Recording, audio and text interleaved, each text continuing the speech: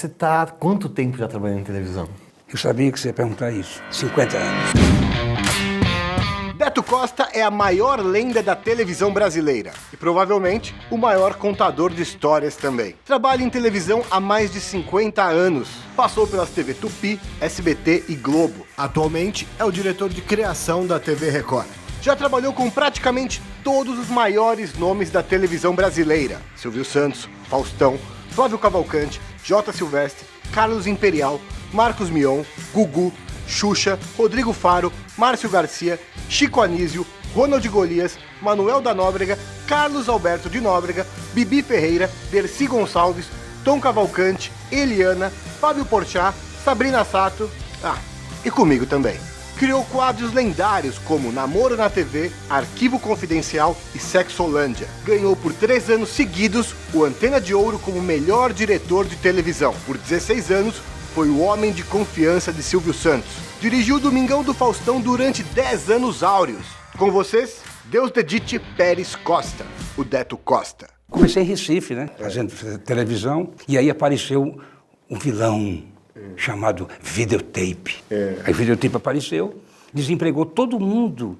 Por quê? Se gastava algum dinheiro para fazer um programa ao vivo, sem muitas condições. Aí vem o Videotape pronto, com um programa lindo, maravilhoso, por 1/10 do preço. Então desempregou todo mundo. Aí veio todo mundo para o Rio de Janeiro. Nessa onda veio Renato Aragão, Lúcio Mauro. O que você fazia lá em Recife? Em Recife eu trabalhava em rádio, fazia televisão e para viver, manter o meu bancário. Mas você trabalhava tudo isso ao mesmo tempo? Era. Mas não é como hoje, dava tempo.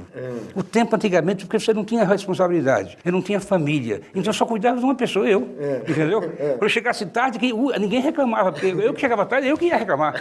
Então dava tempo de fazer tudo isso. Também não é assim, agora. É aqui. Quando você soma tudo, é que dá a impressão que é muita coisa. E você fazia o que em televisão lá no Recife? Eu era ator e escrevia humor para rádio. Aí meu irmão veio pro Rio de Janeiro. Tá. Ele era ator, ele fazia uma dupla de muito sucesso na época, era Ludogério e Eutrópio, uma dupla que fazia sucesso no Brasil inteiro.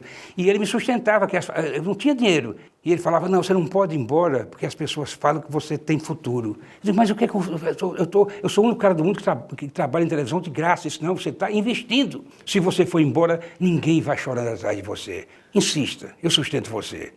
E ele morreu, desastre de avião. E depois que ele morreu de avião, as coisas começaram a mudar. Aí veio um amigo e falou, olha, o Flávio Cavalcante vai fazer um programa, você vai ficar por aqui? Eu digo, vou, então quanto você precisa para viver? E foi, depois de 2 anos do Flávio, que foi uma revolução em televisão, o Flávio Cavalcante, na minha opinião, o maior conhecedor da televisão do Brasil em todos os tempos. Todo mundo copiou o Flávio, o Silvio, o Fantástico, a Globo. Ele fazia televisão do nada. Ele chegava aqui agora, ele ia parar essa reportagem aqui, essa entrevista, e dizer, eu não gosto de uma coisa que você tem. Tem uma coisa sua, Elcio. E não dizia o que era? Todo mundo abobina. Ninguém gosta. Ele não fala. Não falava. Ele ficava pensando o tempo todo o que era, porque ele não tinha o que dizer. Aí no final, seu óculos, entendeu? Então ele inventava a televisão do nada. Sim. Então comecei a trabalhar com ele, o programa explodiu. Pam. Começou fazendo o que com ele? Eu fui produção. Produção. A produção no Rio de Janeiro é diferente. É o cara que vai atrás de atração. E eu saí atrás de atrações. Aí eu pulei para ele um negócio que virou uma febre, que foi o Fora de Série. Como era esse quadro? O Fora de Série é o seguinte, são essas pessoas que fazem coisa fora do comum. Eu descobri um cara que ele sapateava com colher de circo. Eu falei, o senhor não pode falar que é de circo. O senhor chega e faz, olha, senhor Flávio, é o seguinte, eu fiquei aposentado e para distrair meus netos, eu comecei a bolar uma coisa. Essa história você que inventou? Foi para ele. Bolar uma coisa e aí... que é um número com colheres. E eles gostam muito. Então, eu vou fazer aqui. Então, o que acontece? A pessoa ia olhar dizendo, olha, um velhinho, para divertir os netos. Se ele falasse, eu sou de circo, já tem uma obrigação. Sim. E se do Solé, então, pior ainda. Perfeito. Aí ele falou, ele disse, olha, foi isso. Aí fez o número, mas no final ele se entregou. Porque quando começou o aplauso, ele... Eu digo, ô, Gorete, você me estragou a vida, Gorete. Aí o Flávio, é de circo. Entendeu? Entendi. Então, mas foi um sucesso.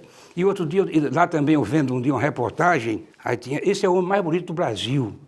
Eu digo, Flávio, por que a gente não faz um concurso para descobrir o mais bonito. Não, mas os jurados não vão ter coragem. Não, não é aquele forte, não. É para dizer mesmo que é bonito. Tá vendo? Já é uma quebra de tabu naquela época. Foi outro sucesso. Aí o Silvio assistia isso e, de repente, me chamou. O Silvio estava onde na época? Globo. Globo. O Silvio foi na Globo. Sim, sim. Eu trabalhei com o Silvio na Globo. Esses caras eram meus ídolos. Quando eu era, né, lá em Recife, eu ficava vendo Manuel da Nóbrega, Golias, Chico Anísio, e de repente eu dirigindo. Golias também. E eu tremia, digo, como é que eu vou dirigir? Vou dizer o quê para o Golias? Entendeu? Eu dirigi a escolinha, e dei o quadro com Chico Anísio, quadro com o Manuel da Nóbrega, com aquela praça, aquele gordo, lembra do pai do Nóbrega? Sim, sim. Ele fazia praça. Sim. E um dia ele me deu, trabalhando com ele, aí eu pedi um quadro, já no Silvio, né? Ele me deu uma lição de humildade. Aí ele mostrou o quadro, eu olhei, não era aquilo. Aí ele olhava para mim, eu digo, como é que eu vou dizer para esse monstro sagrado? Eu, um cara que estou começando agora, com 25 anos, não fiz nada ainda, como é que eu vou dizer que isso é ruim? Aí ele olhou, ele fez o seguinte, pegou o papel. Se você não está gostando, é porque sabe que eu posso fazer melhor. Como é que você quer? Muito bom. Isso é uma lição. Sim. Entendeu? Olha que grandiosa. Nunca esqueci. Coisas que o Silvio falou, que o Chico Anísio falou. O Chico dizia coisas também assim. Beto, você é um cara que todo mundo sabe que é um ótimo contador de história. Você começa a falar, ninguém consegue não prestar atenção no que você está falando. Todo mundo para te ouvir. Isso não é uma impressão só minha. Todo mundo que eu conheço, que te conhece, tem essa impressão. É uma coisa que você sempre teve, você aprendeu isso com, não sei, com familiares. Como é que isso aconteceu na sua vida? Não, porque eu conto a verdade, entendeu? Se você pedir, Beto, conta aquela história de novo, tal, eu não vou contar bem. Eu vai contar igual. Eu vou contar revivendo, eu não tenho interesse de fazer a graça. Quem me colocava muito em fria era o Fausto. Por quê? Porque o Fausto adorava minhas histórias. Ele repetir... Beto, conta aquela história e às vezes não é engraçado. Por exemplo, a história que eu contei agora, qual foi? A do... Uma que eu contei, não lembro agora. Vamos supor, do carinha do sapatinho lá do sapatinho. Aí, Beto, conta a história do Gorete. Aí já fica uma obrigação da pessoa, deve ser engraçada, entendeu? Então, a repetição, eu conto a história porque eu também quero lembrar. É 100% improvisado. É sempre 100% improvisado. É 100% improvisado. A espontaneidade, a autenticidade. Aí quando eu falo, conta aquela história, é muito boa, e se disser com a cabeça assim, é muito boa, aí que lascou tudo. Que criou aquela expectativa. E aí você aí não fica... Aliás, todo humorista sabe isso, o cara não pode contar nunca. Vou contar uma piada, já lascou. Você tem que pegar as pessoas, porque a pessoa não aceita nada que foi imposto. Até na zona. Você vai sabendo que vai pagar, mas se a mulher chegar se oferecendo, você não quer aquela. Você quer pagar uma ou outra. Tem um jogo. Tem um jogo ali. Entendeu? Quer dizer, tudo que ele é oferecido na zona. Você diz, não, essa está se oferecendo, mas todas estão. E aí dá um cigarro. Você já. Entendeu? Então, isso aí veio porque eu estou vivendo a situação e ela é real. Você começa a falar, às vezes eu ia lá na Record, sentava lá para ouvir as suas histórias, que são fantásticas. Além de aprender, é envolvente, é divertido. Parou para pensar em algum momento de onde vem isso? Por que você tem essa habilidade? É da minha família. Da sua família? Meu pai não existia televisão, internet, nada. Ele já fazia chamada das histórias. Por exemplo, ele ia contar uma história, o cara estava lá, brigou, levou umas tapas, né? Ele começava, o cara no chão, ó, puf, o olho. Ele fazia uma chamada que você não sabia o que era aquilo. Aí a boca... Entendeu? O que houve? Ele falou, a tapa na cara, foi um negócio. Ele fazia uma chamada, a história é desse tamanho, mas a chamada era desse. Entendeu? Então, meu irmão também, o grande contador, o que faleceu. Certo. O Chico Anísio chamava ele, chama teu irmão para me contar a história lá do cara do nariz grande. Mas também ele dizia assim, eu não estou contando para fazer graça, eu quero contar essa história. Isso é uma forma de se conectar com as pessoas, Beto? Tipo, qualquer pessoa, você acabou de conhecer, você sabe que você contar uma história, a pessoa vai se conectar com você, vai querer ouvir, ou é uma coisa que já está no automático e você nem pensa? Não, no automático não está não, porque às vezes eu fico em silêncio, entendeu? Porque o cara também, às vezes, não está querendo ouvir, às vezes também não quer querendo falar, eu fico em silêncio, entendeu? Você sabe sentir se ele está aberto ou não para aquilo. Se eu não vou na reunião, eu saio logo, não fico. E todo mundo que você trabalha, o Mion, o Porchat, a Sabrina, todo mundo fica pedindo para você contar a história também? Isso é uma coisa mais que eu fico pedindo para você contar a história? Pede, Mion conta, o César pede muito, todo mundo pede, entendeu? Eu espero que eu conte, porque é o seguinte, eu observo muito, entendeu? Eu estou na janela e eu estou observando a paisagem, eu estou observando, não estou vendo. vendo. Eu fico sempre tirando coisa de gente que não vê. Então, o segredo... pegar minhas histórias do que descobrir as deles. Muito bom. Você acha que, então, que o segredo para contar boas histórias é ser um bom observador? É um excelente observador. Neto, você é um cara que ocupou um dos maiores cargos da TV brasileira, está na Record hoje, e você vai trabalhar todo dia de ônibus. Foi. Isso é porque você gosta dessa sociabilização, observar o dia a dia, de você andar ali de ônibus e ver... É por isso? Não, isso é a consequência, mas não é o motivo. Qual que é? Então vamos lá. Não é mais negócio comprar carro. Porque eu moro na Paulista, até dar ré no carro naquele parte hotel. Aí vê se tem um carro atrás, o cara sempre está dormindo quando eu chego. Porra, eu gosto esse cara que toma conta de carro, é muita coincidência eles estarem. Então tem que dar ré todo dia no carro, aí levar para a Record, pegar o trânsito. O que eu pego é o transporte, que é metrô. Aquele é um transporte do século 22. Você chega ali, paga quase nada, pega o metrô, eu vou República, tal, Barra Funda, cheguei. Você vai de metrô? Vou de metrô.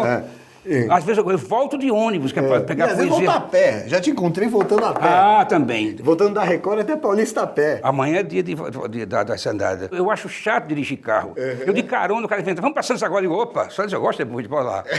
Desde que eu não vá dirigindo, vamos para quanto mais longe de falar, eu vou. Agora não falo dirigir.